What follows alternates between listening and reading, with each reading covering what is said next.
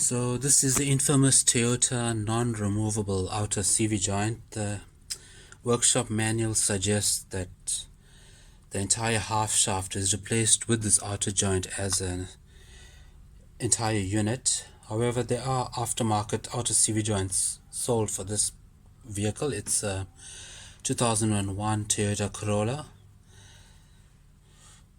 So I removed the CV joint with the drive shaft still in the vehicle. In other words, the inner joint is still connected into the transmission.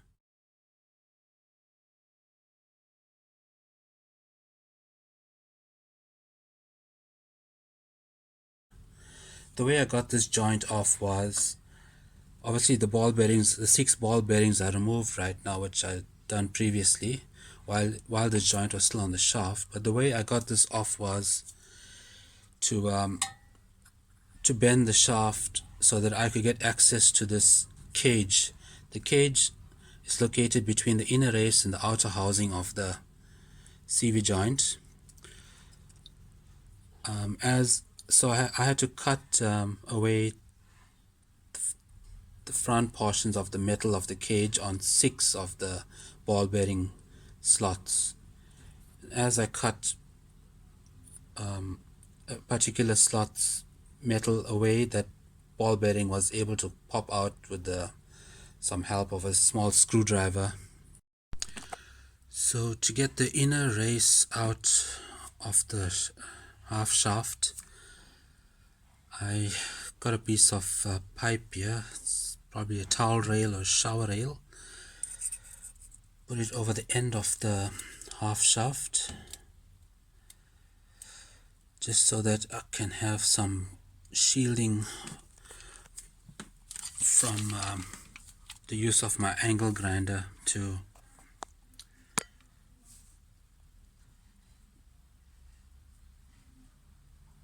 grind away at this inner race, because there was a lip on the circumference of the inside of the race that prevented the ring from dislodging from the square cut groove. If it was a chamfered edge, it probably would compress the ring as I pull the race out. Well, in that case I wouldn't have had to dismantle the shaft. I could have just used my CV tool to pull the entire joint off, but unfortunately the design of this original Toyota outer CV joint doesn't make that possible. So just have to use this method here, which worked for me. Basically you just carefully grind away at the edge of the inner edge of the inner race. Doesn't matter if you grind the snap ring as well, because the new CV joint does come with a new snap ring.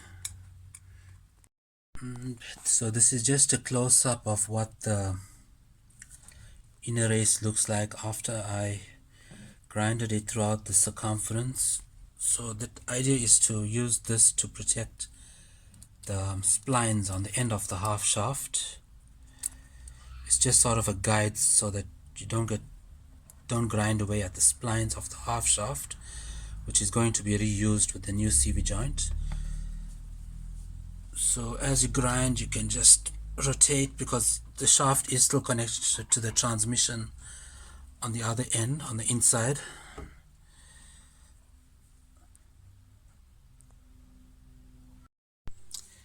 So it does help to use a really thin angle grinder disc. It just gives you more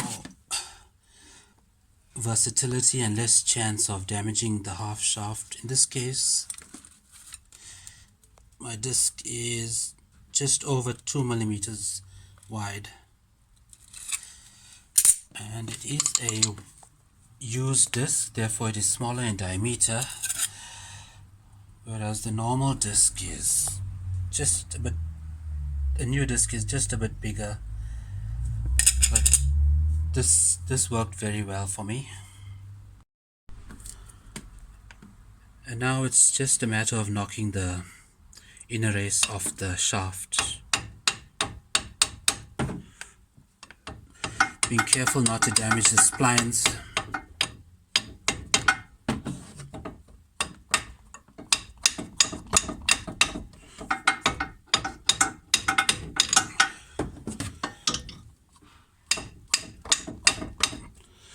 Okay, I need both my hands, so I'm going to stop the video here. And this is the inner race removed from the half shaft.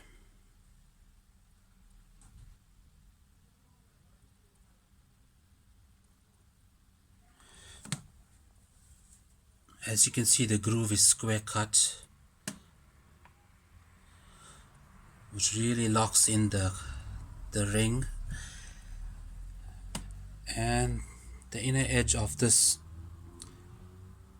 inner race is not chamfered, so it will definitely not compress the ring if you're trying to pull it out with the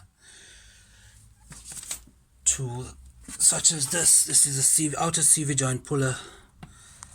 I will use this on the replacement CV joint once I fit it, as I suspect that the new joint, which is an aftermarket, actually has a chamfered edge on the inner race. Now, I've seen some videos on YouTube where the guys will actually cut this inner race in half along two of these valleys while the race is still on the half shaft. But personally, I thought that would be too risky, as there would be a chance of us damaging the splines on the half shaft, and also the shaft is still in the vehicle. I don't have a workbench with a vise, so I opted to grind the face of the actual inner race instead. This is the new CV joint that I have as a replacement. It's a solid brand. I've just got it clamped onto a little worktop, or actually a folding table that I have here. It comes with this sachet of CV joint grease. To me, it looks to be about 100 grams. I have this other one that came with another CV boot, which actually weighed at the supermarket scales. It was 50 grams, so the solid sachet does look like about twice the amount of this, which will make it 100 grams. The workshop manual suggests to use 108.5 grams of grease, and the instruction leaflet that comes with this joint says that this sachet will be enough for one joint. It also says to dismantle the inner parts of this joint to lubricate the races, but I'm not going to do that. The idea that I have is that I'm going to squeeze as much grease as I can into the hole here, then use something like this, which is a drill bit casing, or the other thing I have is a cigar holder. Sort of push the grease in to the sides and under the raceways. I might have to use a plastic knife to get it all the way up to the raceways, or even at last resort my finger to really get the grease around there.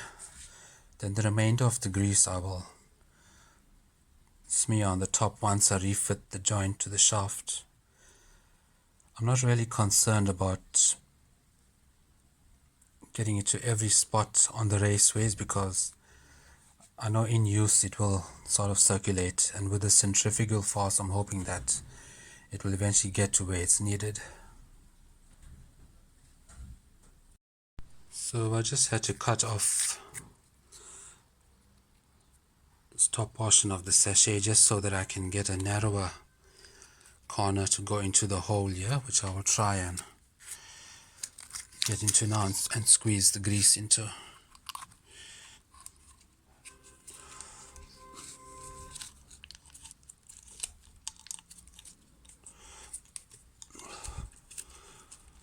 Okay, so I think that's as far as it will go. So now I can start squeezing the grease.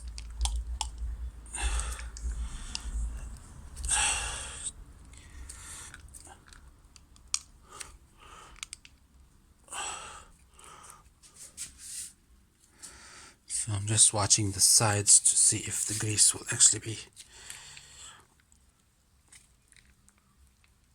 Yeah, I can see some grease coming out of the sides now.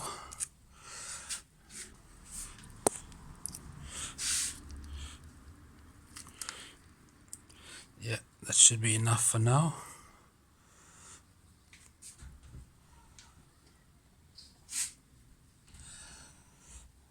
So on second thoughts, I'm not even going to bother using the drill bit holder or cigar holder to squish the grease around, because I can see that it has traveled all the way up to the front face raceways of the joint. Well, I can always use this remainder once the joint is on the vehicle itself. The way that I fitted the ring onto the groove on the half shaft was to have the open ends facing down towards the floor, such as it is shown in this picture. And then I applied some CV joint grease between the ring and the groove, just so that I could sort of push the ring up and not have so much of it sticking out at the bottom, which I thought would make it difficult for the new joint to compress. Okay, so the new joint is in now. All it took was a little bit of wiggling. I did apply some grease to the retaining ring before I placed the CV joint onto the shaft. Then all it took was a few sharp hits with this rubber mallet, and the joint went in properly. I will re-grease it some more before I put the boot on.